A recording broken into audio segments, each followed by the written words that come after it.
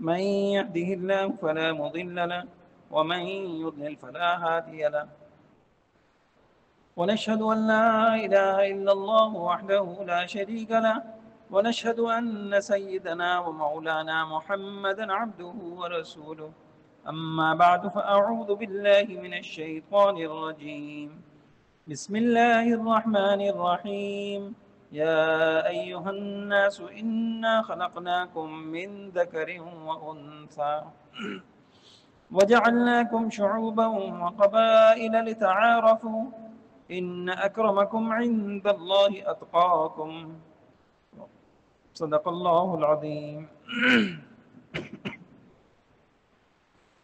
میرے محترم بھائیو بزرگوں، دنیا میں انسان جب کسی سے محبت کرتا ہے تو اس کے تین بڑے سبب ہوتے ہیں، تین اسباب میں سے کوئی سبب ہوتا ہے۔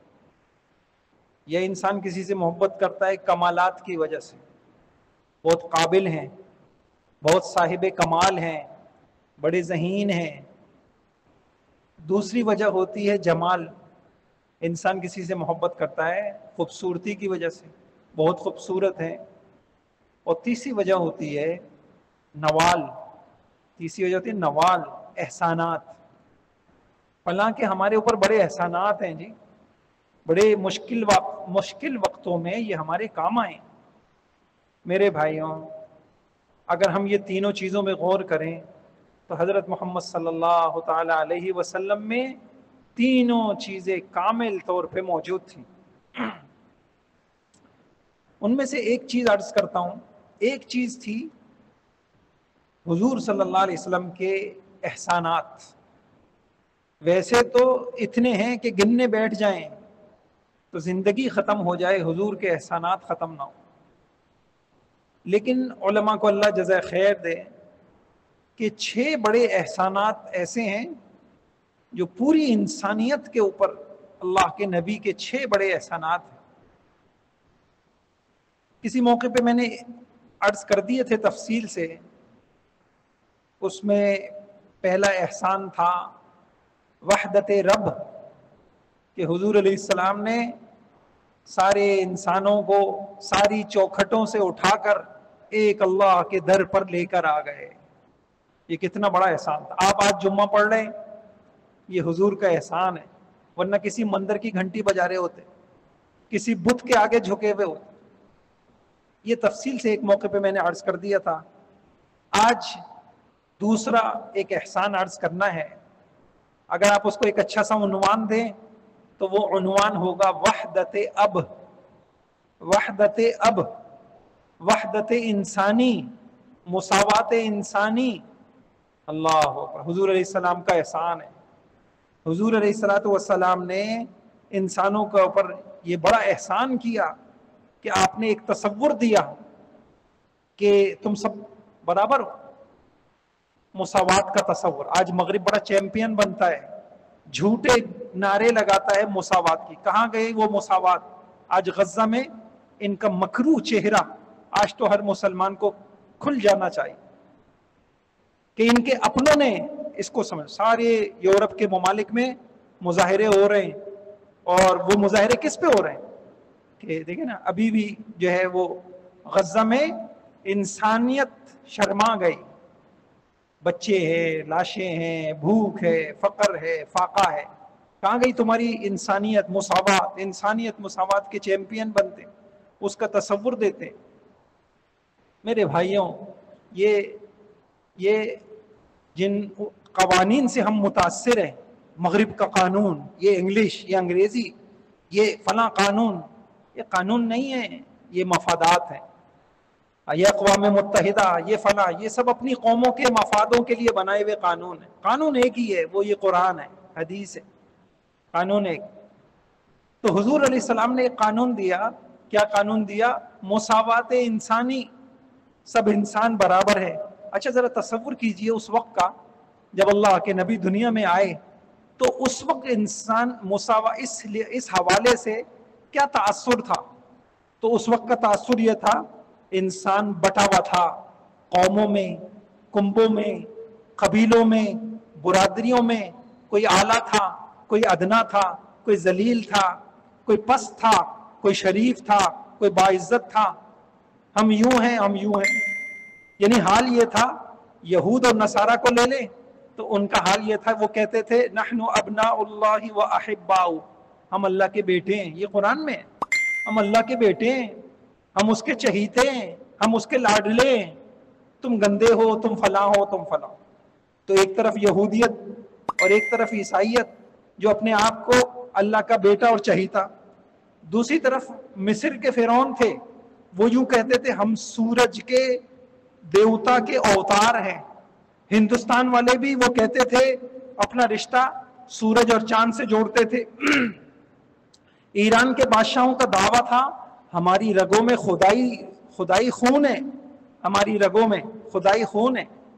اسی طریقے سے چین کے بادشاہ اپنے آپ کو آسمانوں کا بیٹا تصور کرتے تھے. وہ نعوذ باللہ یہ کہتے تھے آسمان نر ہے، زمین مادہ ہے، اور اس کے اتصال سے کائنات پیدا ہوئی ہے، اور ہمارا شہنشاہ اس کا بیٹا ہے. عرب کا حال یہ تھا کہ عرب اپنے آپ کو کہتے تھے، آگے آ جائیے اگلی صفحہ میں، عرب اپنے آپ کو کہتے تھے کہ ہمارے علاوہ ساری دنیا عجم ہے. عجم کا مطلب ہوتا ہے گونگا، عجم کا مطلب ہوتا ہے گونگا. ہم ہیں جو کچھ بھی ہیں، ساری زبانیں ہماری زبانوں کے خلاف.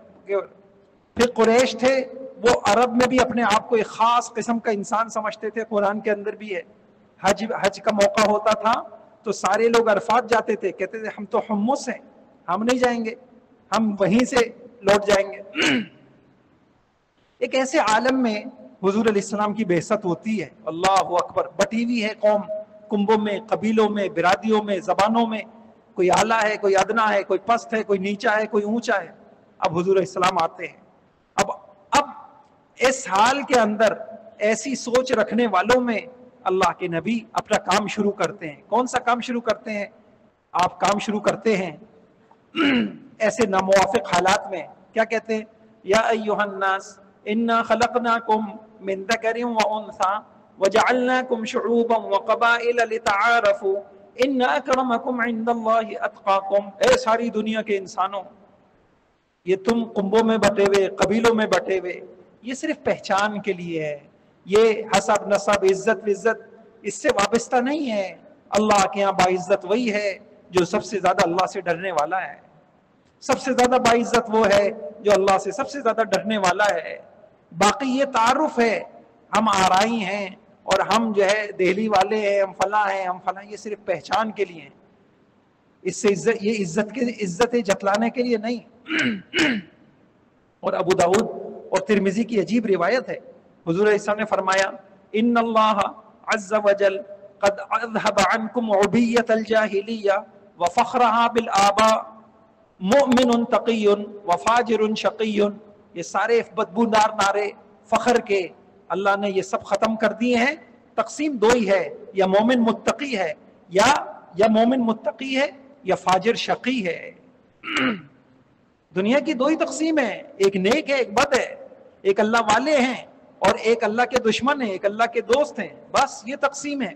اور فرمایا انتم بنو آدم وآدم من تراب، تم سب کی اصل ایک ہے، تم آدم کی اولاد ہو اور آدم مٹی سے پیدا ہوئے. کیا کنبوں قبیلوں کے اوپر فخر، کیا برادریوں کے اوپر فخر. آدم من تراب، مٹی سے پیدا ہوئے ہو، آدم تمہاری اصل ہے. پھر فرمایا لَيَدَعَنَّ رَجُلٌ فَخْرَهُمْ بِأَقْوَابٍ، دیکھو تم لوگ چھوڑ دو اپنی یہ کنبوں پر، برادروں پر، قبیلوں پر، یہ سارے فخر کرنا، غرور کرنا، تکبر کرنا چھوڑو، ورنہ پھر تیار ہو جاؤ. انما ہم فحم من فح جہنم، جہنم کا ایندھن بننے کے لیے تیار ہو جاؤ.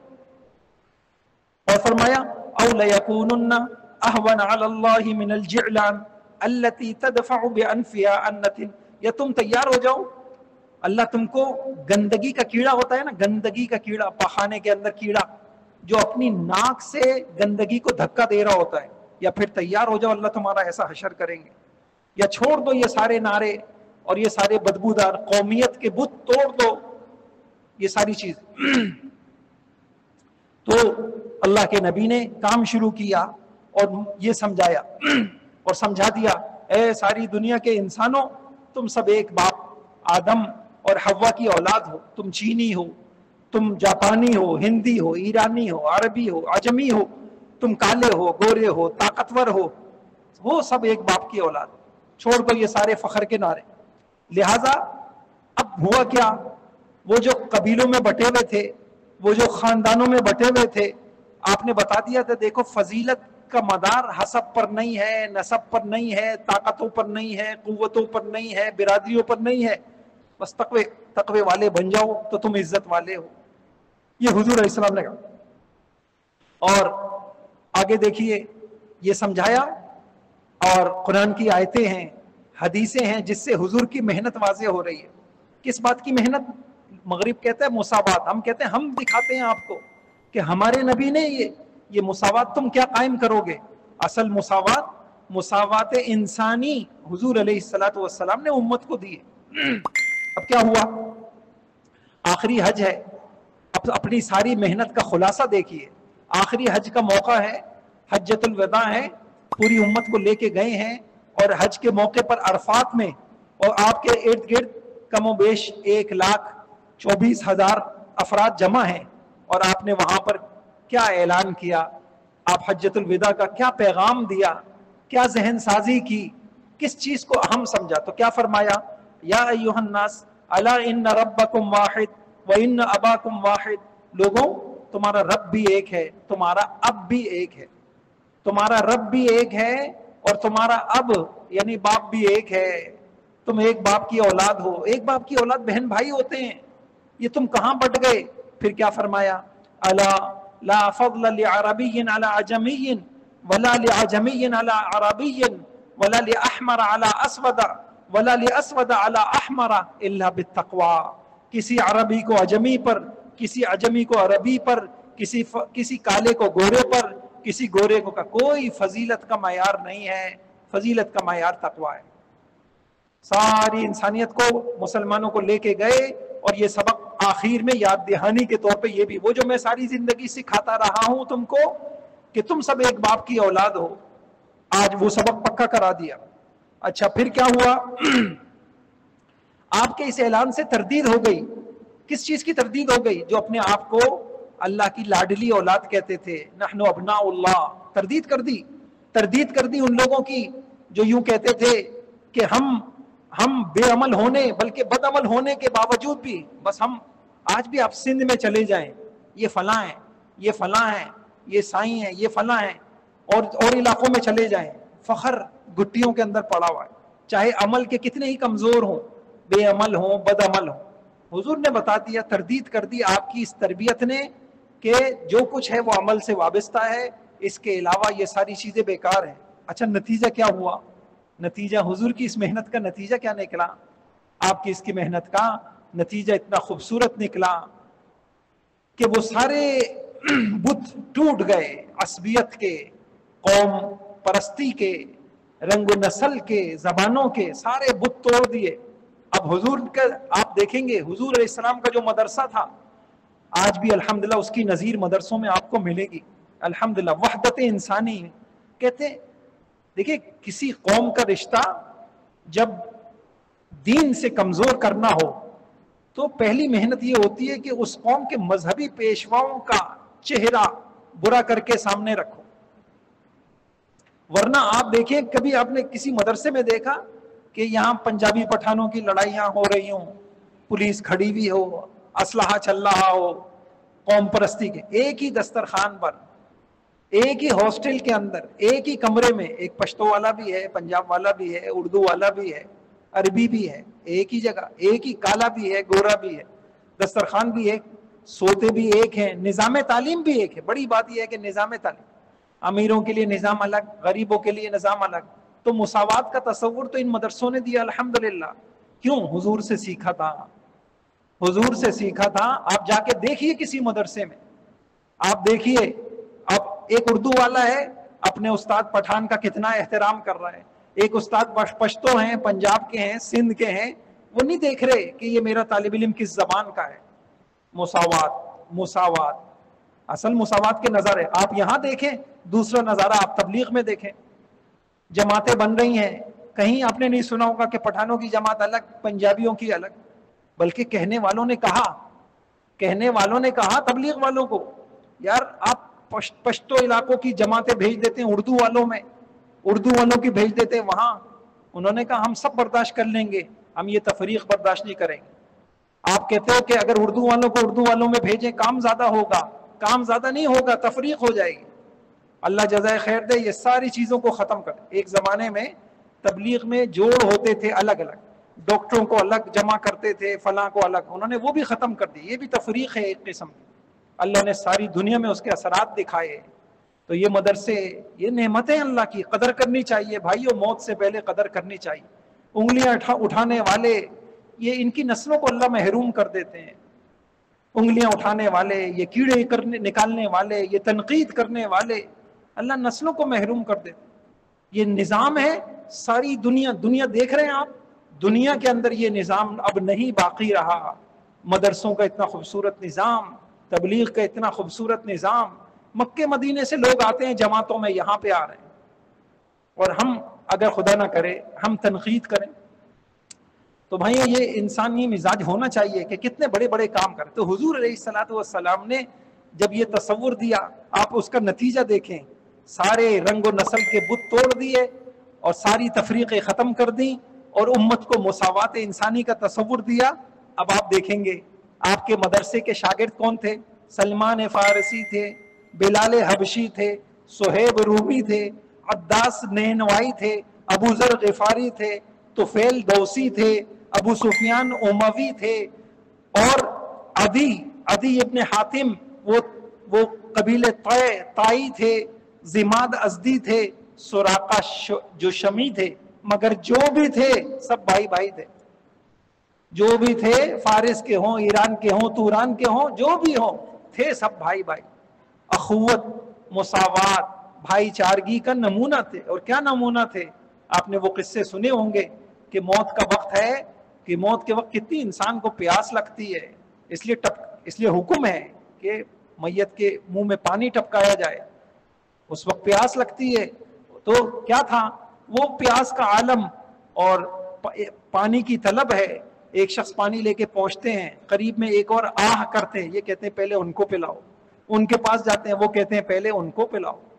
تو یہ اخوت، یہ مساوات، یہ بھائی چارگی، یہ انسانیت، یہ وحدت کا تصور، یہ حضور کا اس امت کے اوپر، پوری انسانیت کے اوپر احسان ہے.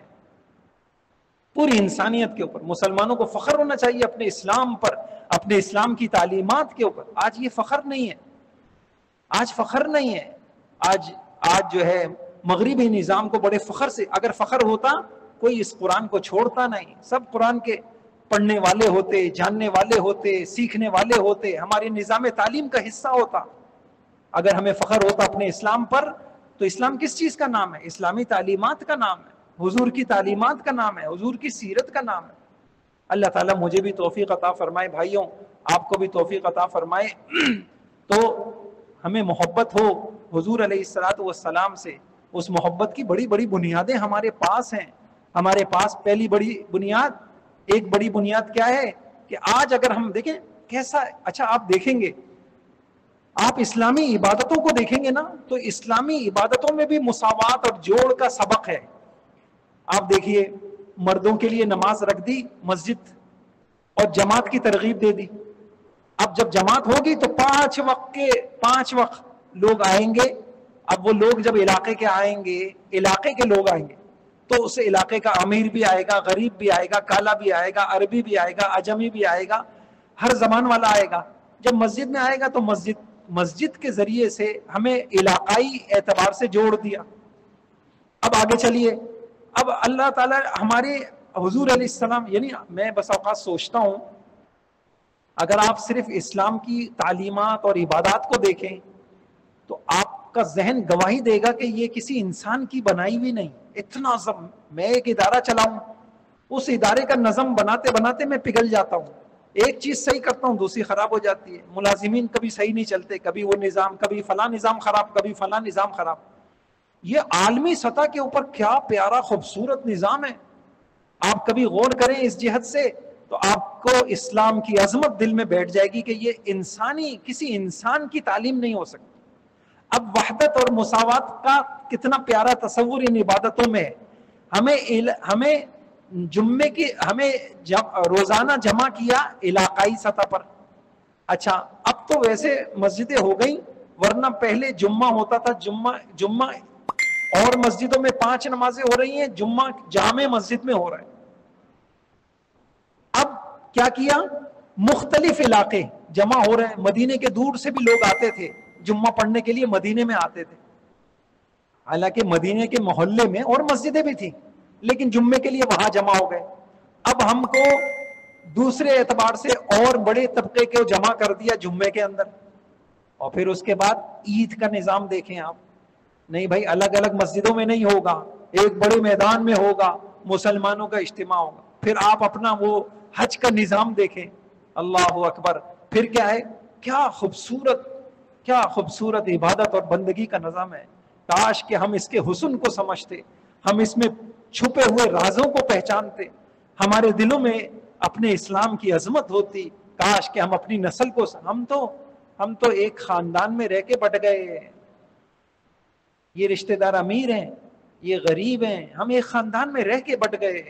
ہم تو خاندان تتر بتر ہو گئے, بکھر گئے, منتشر ہو گئے, اور کسی کو غم نہیں ہے. غم ہے تو پیسے کا غم ہے. جو اعلیٰ قدر ہماری تہذیبیں تھیں, جو اعلیٰ قدریں تھیں, جن پر ہماری پہچان تھی, جن کو دیکھ کر غیر مسلمان ہو سکتے تھے, ہم نے اس کی قدر نہیں. اللہ مجھے آپ کو توفیق دے. ہماری گردنوں پر حضور کا یہ احسان ہے, اگر حضور نہ ہوتے آج ہم ایسے جمع نہیں ہوتے. آپ پوچھئے نا تبلیغ کو دیکھ لیجئے آپ, یعنی آپ یقین جانیے میں حیران ہوتا ہوں کہ اس کی برکت سے اگر تبلیغ نہ ہوتی, محلے میں کوئی کسی کو پہچانتا نہیں. اب تبلیغ والا بھائی فلاں ہے, ایک دوسرے کے دکھ درد پہ شریک ہو رہے ہیں, فلاں شریک ہو رہے ہیں. تو ایسے ہی یہ عبادات کا نظام نہیں ہوتا تو کوئی کس کو پہچانتا. تو اللہ تعالیٰ نے ہمیں اسلام کی شکل میں, حضور کی سنتوں کی شکل میں, حضور کی تعلیمات کی شکل میں ایک بہترین قانون ہمیں دیا ہے. ہمیں فخر ہو اس کے اوپر, ہم پڑھیں اس کو, ہم سیکھیں, اور ہم ایک ایسی نسل دے کے جائیں. آپ کچھ سکھائیں نہ سکھائیں, بچوں کو سکھا کے جوڑ سکھا کے جائیں, اتحاد سکھا کے جائیں, اتفاق سکھا کے جائیں, ہر ایک کے ساتھ چلنا سکھا کے جائیں.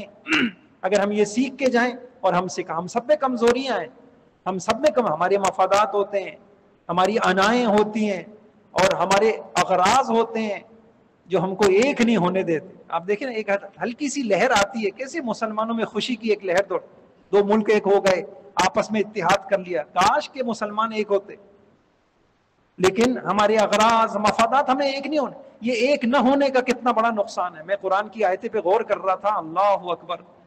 الا تفعلوه تکن فتنہ, سب سے بڑا مسئلہ کیا ہے؟ دیکھیں 2 چیزیں ہیں, موالات المسلمین اور معادات الکفار. اللہ پاک کہتے ہیں, میں اصل میں غور یہاں کر رہا تھا, میں نے کہا قرآن کے اندر ہے الا ان حزب اللہ هم الغالبون, جو اللہ کی جماعت ہوتی ہے وہ غالب رہتی ہے. میں نے کہا میں دیکھوں اللہ کی جماعت کی صفات کیا ہوتی ہیں, ان کی نشانیاں کیا ہوتی ہیں. آپ حیران ہوں گے, سب سے بڑی نشانی جو مجھے ملی قرآن میں 2 3 4 آیتیں ہیں جو اس کو بالکل کھول دیتی ہیں. وہ کیا ہے کہ مسلمانوں سے اتحاد کرتا ہے, اور مسلمان کافر کو کافر سمجھتا ہے. یہ ہے سب سے بڑی نشانی. ساری ہمارے زوال کی وجہ کیا ہے کہ ہم ایک نہیں ہیں, ہم بٹ گئے. حضور ہمیں ایک کر کے گئے تھے, ہم ایک نہیں. ایک آیت میں تو اتنا جھنجھوڑ دیا, آپ حیران رہ جائیں گے. الا وَإِنِ اسْتَنصَرُوكُمْ فِي الدِّينِ فَعَلَيْكُمُ النَّصْرُ إِلَّا عَلَىٰ قَوْمٍ بَيْنَكُمْ. ایک آیت یہ کہتی ہے الا تفعلوه, اگر تم نے مسلمانوں کی مدد نہ کی اور کافروں سے دشمنی نہ کی, تکن فتنة فی الارض وفساد کبیر, تو زمین پہ ایسا فتنہ ہوگا اور ایسا فساد ہوگا کہ تم یاد رکھو گے. یہ قرآن ہے, یہ رب کا کلام ہے, یہ کسی مولوی کی بات نہیں ہے. الا تفعلوه, اگر تم نے, اب آپ یہ جو ہو ضمیر ہے اس کا مرجع کیا ہے؟ تو علماء نے لکھا, مفسرین کو اللہ جزائے خیر دے, اس کا مرجع کیا ہے؟ اگر تم نے مسلمانوں میں آپس میں اتحاد نہ کیا, اتفاق نہ کیا, تم نے مسلمان کا ساتھ نہ دیا اور تم نے کفر کو اپنا مخالف نہ سمجھا تو یاد رکھنا فتنۃ فی الارض. پھر میں سوچ رہا تھا یہ فتنہ کیا ہے, تو مفسرین کو اللہ جزائے خیر دے, علماء کو جزائے خیر دے, انہوں نے کہا وہ فتنہ کافروں کی غلبے کی شکل میں نکلے گا, پھر ایک ایک کر کے تم پٹو گے, پھر ایک ایک کر کے تم پٹو گے. وہ فتنہ یہ ہوگا, وہ فساد کبیر یہ ہوگا, اور وہ زمین پہ فتنہ یہ ہوگا. تو بھائیوں ہم جڑیں, وہ جو مساوات تھا ہم خاندانوں میں آپس میں جڑیں, چھوٹے بن جائیں, ہم زبانوں کے فرق کو ختم کریں, ہم اپنے مفادوں کو ختم کریں, ہم ایک بنیں, اور چھوٹا بننا پڑے چھوٹا بن جائے, دوسرے کی غلطی ہے ہم تسلیم کر لیں, خاندان بھی ایک ہو جائے, ہمارے برادریاں ایک ہوں, ہم مسلمان ایک ہوں, ہم مسجد میں آئیں ایک ہوں, ہم یہ بدبودار حضور کو اذیت دینے والے یہ نعرے ختم کریں اپنی زبانوں سے, میری قومیت, یہ اس بنیاد پہ اپنا تعارف کرانا چھوڑ دیں. ہم بس ایک ہیں, ہم امتی ہیں, ہم حضور کے امتی ہیں, ہم محمد الرسول اللہ کے امتی ہیں.